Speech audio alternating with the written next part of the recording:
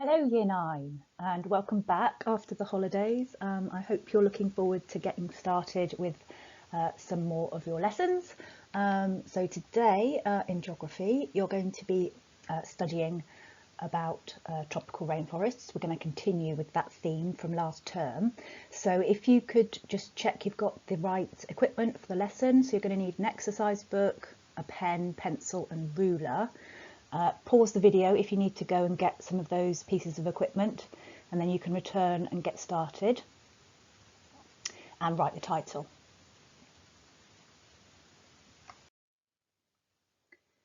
So to start with, there is a do now activity here for you. So I'd like you to spend about 5 minutes on this maximum, so please don't spend longer than that. See how many of these questions you can remember the answers to. So there's 9 up here. See how many you can do. Write your answers down in your book and time yourself 5 minutes. Pause the video while you do that.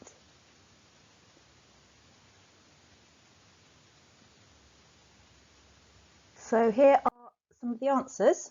So please check back over yours and see which ones you either did get correct or you weren't sure of, and you can mark your own. You could make a note of a couple of the extra examples from those which were sort of multiple answers. There are lots of options on some of them. So if you picked one of them, that's fine. But there are obviously a few more possible answers that you could have added for those. So you could jot down a couple extra. Pause the video while you do that.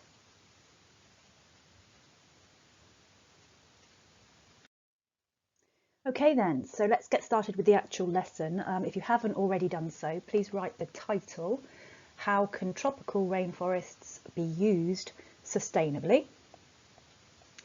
And you will see in front of you there what you're going to learn today. So you're going to describe 4 strategies that can be used to manage the rainforest sustainably. So I will go back over with you the definitions that you need to be able to understand that.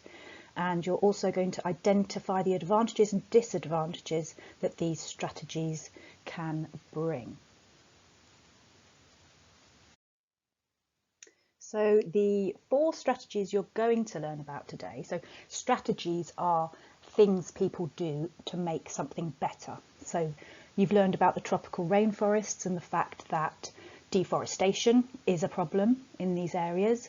So when I say we, I mean humans in general. What sort of things can we do to try and improve the situation that the rainforests are in?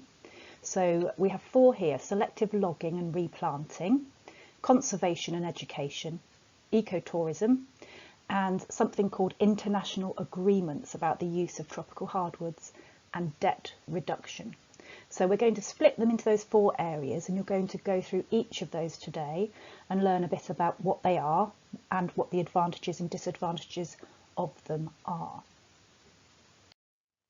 So to get started, the first thing I'd like you to do is the definitions, some of the important words which you're going to hear me talk about a lot during this lesson, and some of which I'm sure you're already familiar with, but let's make sure they're in front of you on your page for this lesson. So please copy out the definitions of everything that's in purple over the next 3 slides. So it'll probably be a minute per definition, but the first one here, sustainable. So this is the key word that this entire topic is about. So it's meeting the needs of the present, that's the present population, without compromising the needs of the future generations. So without having to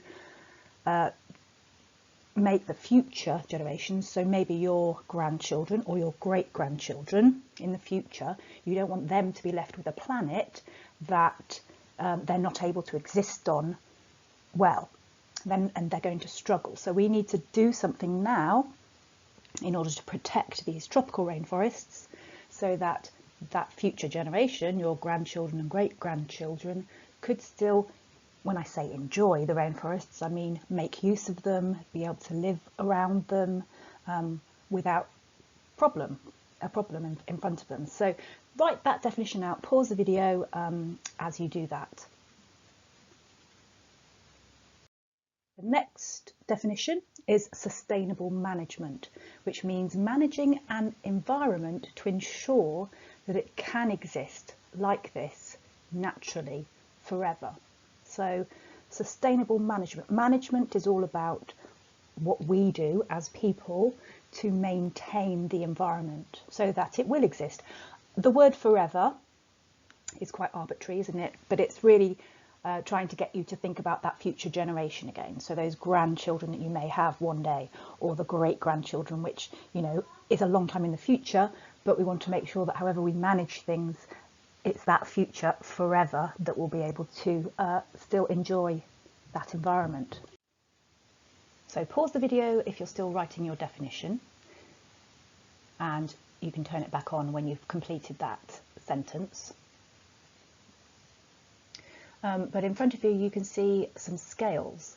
So the scales are there to try and get this idea of sustainability and management across a little bit better. So underneath the scales there's a little paragraph that I'll read out to you, and you can follow as I go through. So the scales are representing the idea of either equilibrium or imbalance. So this idea of equilibrium, I'm sure you've learned a bit about that in science before, and we'll have talked about it in geography before as well. But it means a balance, isn't it? If two things are balanced, like on a seesaw, if there's two people that weigh exactly the same, you would be in equilibrium, you're in balance. If one of you weighs more than the other one, then the scales will tip, a little bit like the diagram you can see on the screen, where one side is lower than the other. I would describe that as being imbalanced or not in equilibrium. Okay, so this idea of balance is important when we're learning about how we can manage an environment to ensure that it remains in equilibrium.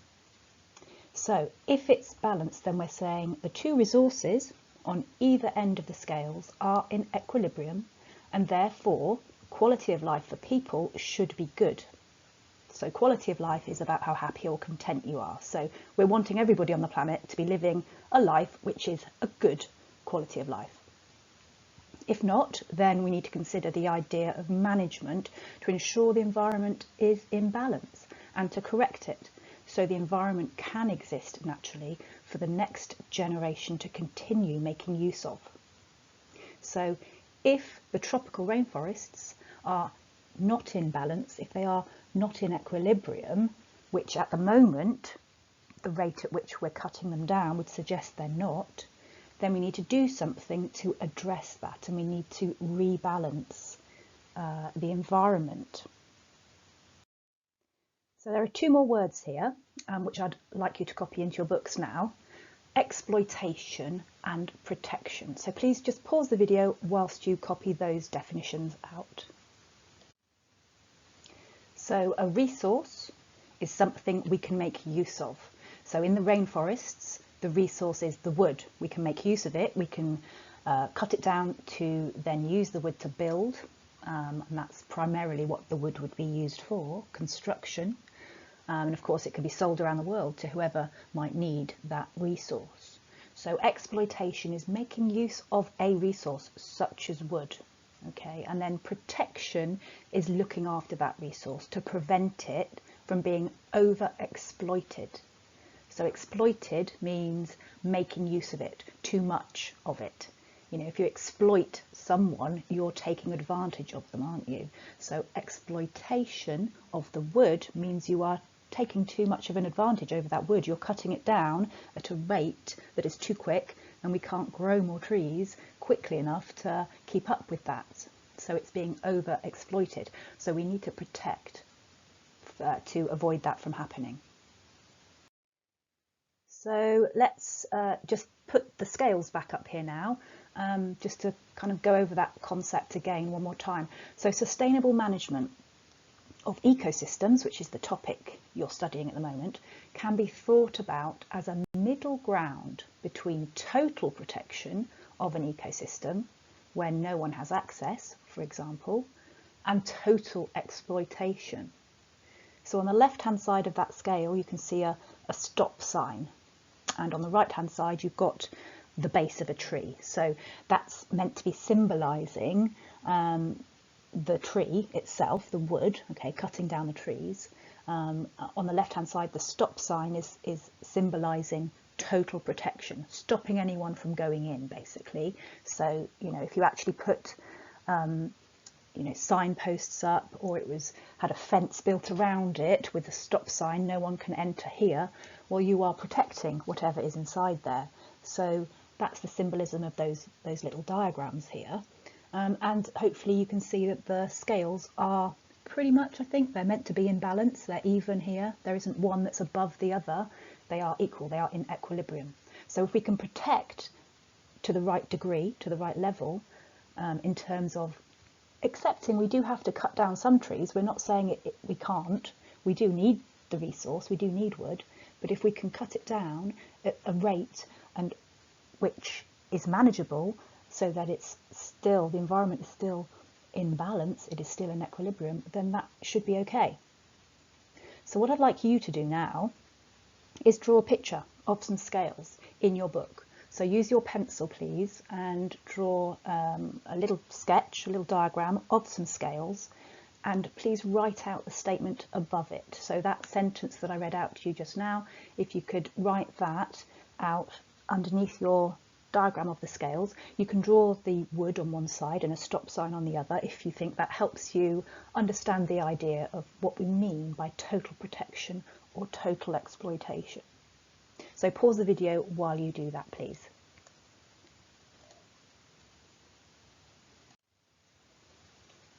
Okay, so the next stage is now for you to learn about these 4 strategies about how we can protect the rainforest. So here now on the slide you'll see a copy of the textbook, which you should all be quite familiar with seeing before in class. So this is the chapter on sustainable management of tropical rainforests. So what I'd like you to do is one of 2 things. You can either read it from the screen if the screen in front of you is big enough to do that, and obviously pause the video while you do that, or there is an attachment of this chapter saved or attached to class charts if you need a bigger copy. So it's up to you whether you want to read about it here on the screen or you want to open up the PDF textbook pages which are attached in class charts. So it tells you about the 4 ways that rainforests are being managed. So I will attempt to highlight for you, let's see if this works, where those 4 things are. So here we go. So selective logging and replanting is one of them. Conservation and education, another one. On the second page, we've got ecotourism, international agreements, hardwood forestry and debt reduction. So the key headings in the textbook here will take you through these strategies, these ideas about how we can protect rainforests. So it will take you about maybe 10 minutes. I think that's quite a generous amount of time, but you can use about 10 minutes just to read through these 2 pages. So please pause the video now while you do that.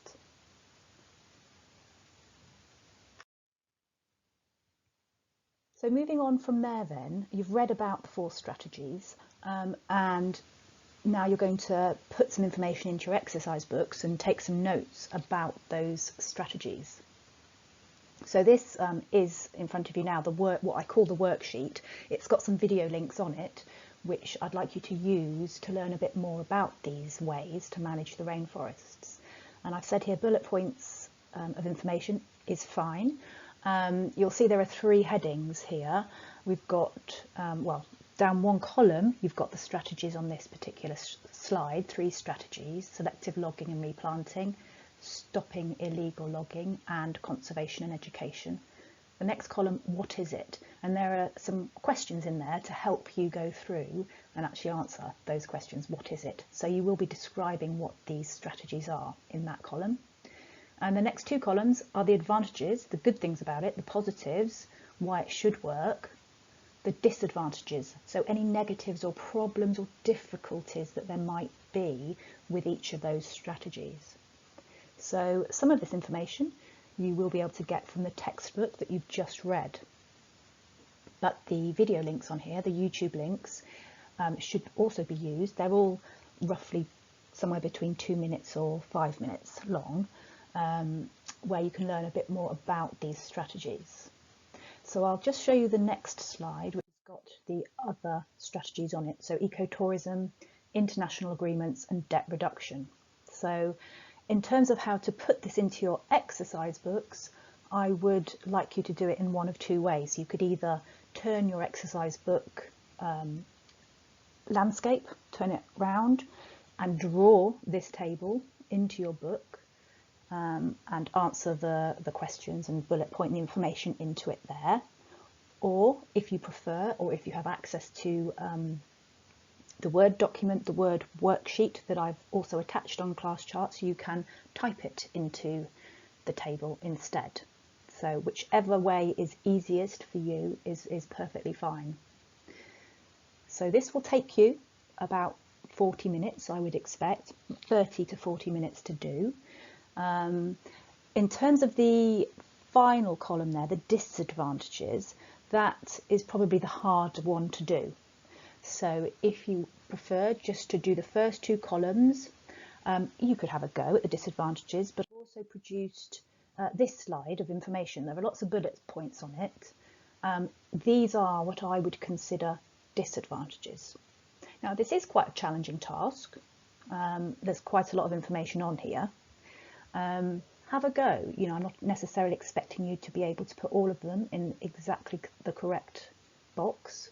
But have a read through. Again, I've put 30 minutes, you know, I don't think it would necessarily need as long as that, but you know, it's good to try and time yourself a little bit, and have a go before I go through the answers with you. If I just flick back a page, whoops, actually I'm not sure I can actually do that, but where you've got the table, when you look at it again, I've actually put an example on in the table for you. So I've picked one of them from this list and I've written it into the disadvantages column for you, just to sort of show you how to do it. So pause the video anyway, have a go, and I will go through some of the answers with you in a minute. Okay, so let's see how well you did with that, and how or maybe how difficult it was to do. So some of these, as I said, maybe were quite challenging, but I will show you some of the answers, particularly for that disadvantage column. So I'd like you to check your own answers and make some corrections if you need to, and complete your table now so that you have the relevant information in front of you. So there are some disadvantages here for selective logging and replanting. Time, that's the really important issue here. You know, it's quite easy to say, well, just plant some more trees. That surely will rebalance the ecosystem. But of course, vegetation takes time, not only to grow, but to actually map it out. And, you know, in terms of the people that are allowed to log, you know, selective logging means you pick out the trees you're allowed to remove. But there could be some misinterpretation there from the loggers. You know, they might pick the wrong thing. And also other trees fall down in the process. Those of you that were in the lessons before we broke up may remember a video where, you know, you sort of saw visually those trees falling down, and the video that you saw today, you will have seen other trees falling down. So that obviously is a problem. Stopping illegal logging, well, the idea again is a very good one, but if it takes 2 days to respond to when the rangers have been told, you know, there's some illegal logging going on, that's clearly too late to actually stop it from happening. It's already happened, hasn't it? So that is definitely a disadvantage, and it can be quite dangerous. You know, some of those loggers are armed, so it's not an easy job to do. There's a lot of sort of expensive equipment involved with this particular strategy, and there has to be good communication between the Space Agency and the Environment Ministry, so that could slow things down. And the idea of actually having images that are accurate enough, that are sharp enough to really pick out the exact locations. So that's the important bit here. Okay, so if you haven't written all of it down, that doesn't matter, but I think the information I just highlighted up here are the key points to jot down as bullet points. So for conservation and education, a difficulty here really is that you can't guarantee. You can't guarantee. So I think can't is a very important word there. You can't guarantee everyone will follow those rules. It requires information to be passed down through the generations for it to be truly sustainable. Okay, so information has to be passed down. So that's a difficulty, I would say. You're relying on other people understanding that information in order to be able to pass it on in the future. So for ecotourism, the area here could still be threatened by poachers and the palm oil plantations if the tourists don't come. So, the idea of people coming to visit and stay in little lodges which are built sustainably with the wood is great. There's an income being made from tourism, which is the alternative, isn't it, to the logging income. But, of course, if tourists stop going, then they're going to have to get an income from somewhere else and they'll return to those old sustainable jobs. So it's really about if the tourists don't come, that's the issue here. So the facilities might be provided to ensure tourists use the area sustainably, but they could still trample the ground. And I think that point here, trampling the ground, causing soil erosion, is very much a problem with ecotourism, because you're encouraging people to go there, to look around, learn from that environment. But the simple fact is they're there with their feet trampling the sand, the soil, and that's environmentally not great. So they're literally leaving their footprint behind. Possibly a little bit of littering. I think it's probably fair to say most ecotourists would be aware you shouldn't litter, but the fact is you're in that environment and you're going to be bringing stuff with you. International agreements, leaving an area for 30 years before returning may not be long enough for it to fully recover. So 30 years might sound like a long time to you, but in terms of vegetation and trees, the really tall canopy trees, which are in the rainforests right at the top there, they can be 50, 60 metres high sometimes. They are taking possibly hundreds of years to get to that full height. So you have to sort of think about that time frame a bit more carefully. And I think the second point here, agreements are not laws. That's really an essential point. An agreement is shaking hands with someone saying, okay, I agree, we will do this. But if it's not a law, there will be no repercussion. There will be no sort of consequence to it if you don't continue or you don't follow that agreement in the future. And then debt reduction, as loans are not free, there will still be some interest to repay to the government. So loans are not free money. You have to pay that back with interest. Okay, so check back, pause the video if you need to. Just focus on the areas that I've highlighted in yellow again to limit how much you need to write in your exercise book if you need to complete that table, and pause the video while you do that. Okay, so finally, just to finish off, I'd like you to choose one of the two questions up here to answer. So there is some guidance which I'll go through in the next few slides to help you construct an answer, but I'd like you to send me your answer to one of these questions, and if you do, you will get an achievement point for doing so. Don't just automatically think, oh, well, there's a 2-mark question there, that'll be far more easy for me to do than the 6-mark question. It will certainly be quicker for you to answer it, so I'd rather you selected a question maybe based on time. So the lesson is supposed to be an hour, so just think about how much time you've already spent doing your work. So if you are very close to that hour already, please just do the 2-mark question. If you still have maybe 10 or 15 minutes spare, then I'd like you to try the 6-mark question. So the first one is an explain how question, and the second one, to what extent. So the command words here are different, and that's why one of them is worth more marks than the other. So explain how and to what extent. So those of you that are maybe thinking, okay, I'm definitely doing geography, GCSE, then the to what extent questions are always the ones that have higher marks and maybe are a bit more challenging to answer. But that doesn't mean you should automatically be answering it now. I'd like you just to pick whichever question based on how much time you've got to answer them. So the command word here, explain, it's giving a reason why the method, in this case ecotourism, is a positive method to ensure environmental sustainability of these tourist locations. So look back over that table where you've got the advantages listed about why it's a good thing, and you should use that to construct an answer.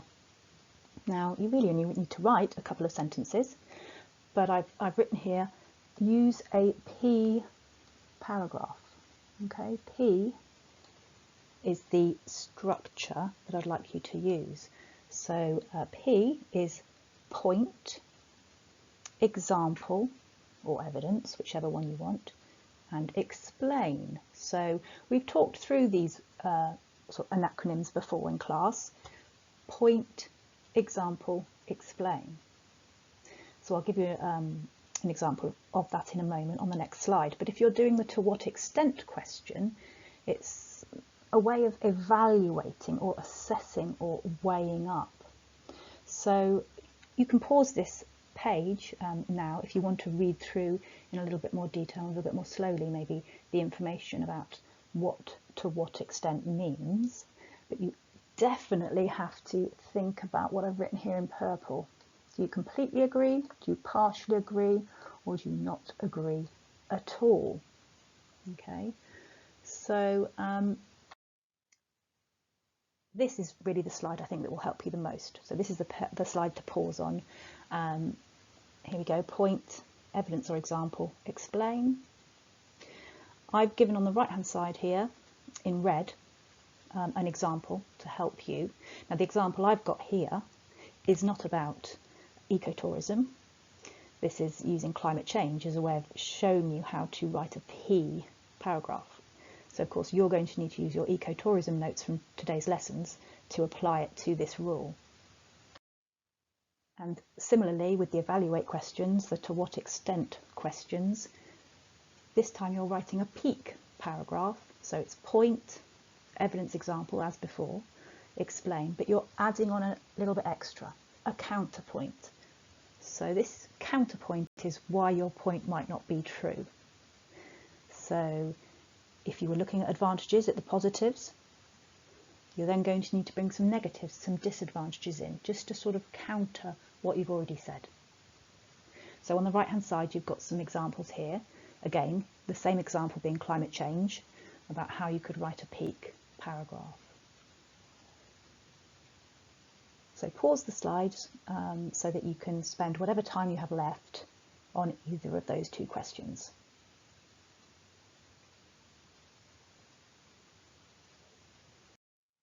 So that brings you to the end of the lesson today. Well done. There was quite a lot of information to get through and to complete.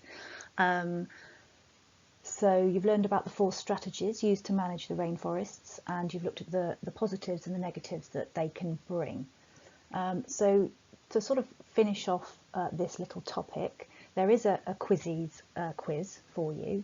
You don't need to do it straight away, but if it's your only geography lesson in the week, then it's a useful way of checking that you've understood today's lesson. So there are 10 questions on there, which are multiple choice for you to do. The code for it will be, or is, on class charts for you. So please make sure you enter the correct code to access the quiz. And please use your school email name as your way of identifying that it's you that's answering those questions. If there are any questions you have got based on today's lesson, if you didn't understand something or you want to check, then please email me as well. Okay, so I'll speak to you next lesson. Well done.